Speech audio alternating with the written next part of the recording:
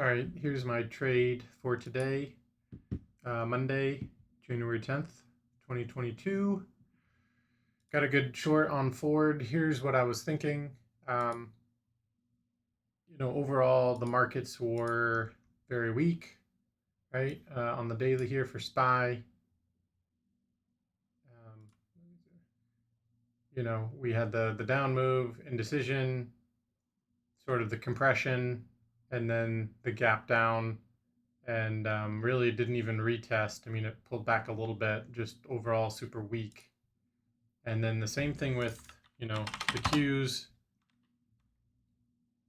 Qs even weaker once it really broke this like 378, this support here, and then gaps below it, did a little retest, and then sold off. And then same with IWM. IWM didn't necessarily break big support because it was already weak. It's in this bigger range. However, um, again, similar type of 2-day low, gap down, and then just goes. So everything overall weak, and so I was, looking to short things more than long things. I was not trying to get the reversal on it at all for anything.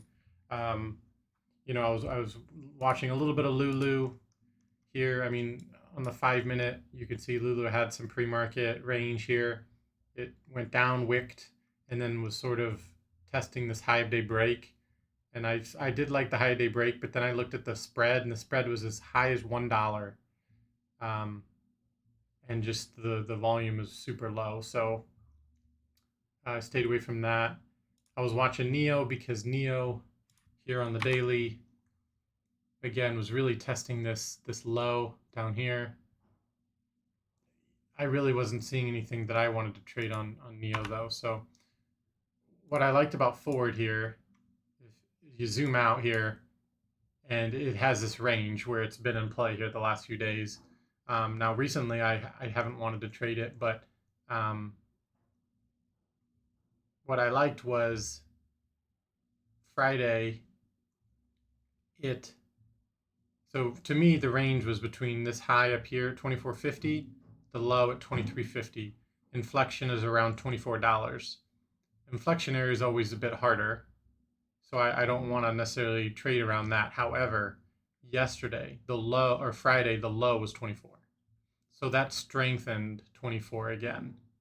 So it was multiple things that combined here. We have the overall trend is up. However, we had a new recent high in the pre-market that couldn't keep going. Overall market super weak, selling off. And then we have an opening range here. If you look on the 5 minute here, this opening range is holding 24, super clean, right? Holding 24, holding 24 again, breaks high, wicks down, comes back down, hits 24, breaks through it. So to me, that's a low of day break. But more than that, you zoom out and it's that $24 level, right? So what I like about this is it's not just any low of day break. Like in the past, I would say, well, this stock is in play, it has high RVOL, and it made a range, it had a clear low of day here, and it breaks it. So I'm going to take it short. But I don't really know where to partial or what. But for this, I totally know this stock. I've known it since it's been in play here on this breakout day. And what do I know about it? I know this 2350 is super good support and a super good target. So that's the key, is a target. And when I have that good target, that gives me more conviction to risk and to take the trade. So that 2350 was my main target. And you can see here a couple days ago it went even below it to 2336-ish. So I knew it could potentially get that low, and it actually did. Eventually did get that low and then bounced back up. Another thing, look at this, really nice, 1 ATR. 1 ATR is $1. It pretty much went all the way up to the top of the range, not quite as high, but almost there, and then all the way back down, moved almost a full ATR. So just, I don't know, cut and dry, really easy trade to me. It even gave an even better risk reward. I mean, $24 to 23.50, yeah, that's only a 50-cent move, but if you can get in pretty tight, I mean, you have a really good risk reward here. I noticed it in these two 5 minute candles. Felt like I missed it because it was just looking so weak. Felt like it was just sort of water falling down. Then it actually wicked up, and it came all the way up to 23.96, and I'm like, damn, that would have been an amazing entry there because I'm not really thinking price can get much higher than 24. Maybe maybe it could wick through 24.01, 24.02. So that's 6 cents. 6 cents risking, risk 6 cents to make all the way to 23.50, which is 45 cents. So that's 5, 6 to 1 risk reward. That's more than worth it. So I kept watching it here, and then it started to sell down again. Thought I was like, damn, I missed it. You know what? I'll just put a limit order just in case. So I put in an order here at about 95 cents, and noticed it started to come back up. And I moved it down a little bit because I was just seeing the wick. It just couldn't really pop up much further. And I told myself, you know what? Even 92 cents all the way up to 24.02, that's 10-cent risk. I still have 92 cents all the way down to 50 cents. It's still 42 cents. So I'm still getting a 4-to-1 risk reward. So more than worth it, right? I would say at least 3-to-1 is worth it. So 4-to-1 could have been even better, like I said, had I gotten a 96-cent entry here. And I was risking just at 24.02. Wanted to risk right at 24, but I was like, no, 24 is the level, and I'll put it up about 2 cents. I'll let it come back against me that much.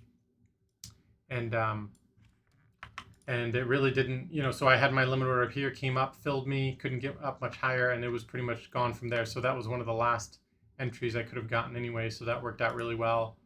My main target was 23.50. I got out the majority here. I got out 25% here because I was up 3-to-1 here. And I just wanted to take some profit. This was a mistake here. I walked away in between here, put in my orders, but then I came back. I don't know, got a little, what I did? I looked at the level 2 and I saw a lot of stuff at 62 cents and felt like it bounced from there. So I took another 25% off. So, oh well. Then he got down here, took off the majority of it, had about 10-15% left. Thought, you know what? If this thing does break 50 cents and then actually does break 37, we're going to get a really good move back down. And that would be, that would be a move maybe down to 23, maybe even down further. So that's why I wanted to hold that remaining shares for just in case. I knew I could get a few more R had I held it. But what I saw was a 5-minute candle break through 50 cents, which I thought was the key level. Made a hammer, and then started making a new 5-minute high, and then even made a new sort of 10-15-minute high. Got above this little consolidation. Really tricked me because it, then I just ended up getting all out, profiting, about a half an hour left. And then of course it went right back down, and I got a little bit of FOMO, and I journaled that because I didn't want to it is what it is. And but I thought that this thing was going to keep going and I was going to miss the whole thing. But it went down just to, like I said, that other support low, and couldn't get any further down than that. And maybe it could later, but for now it can't. And I thought that was great.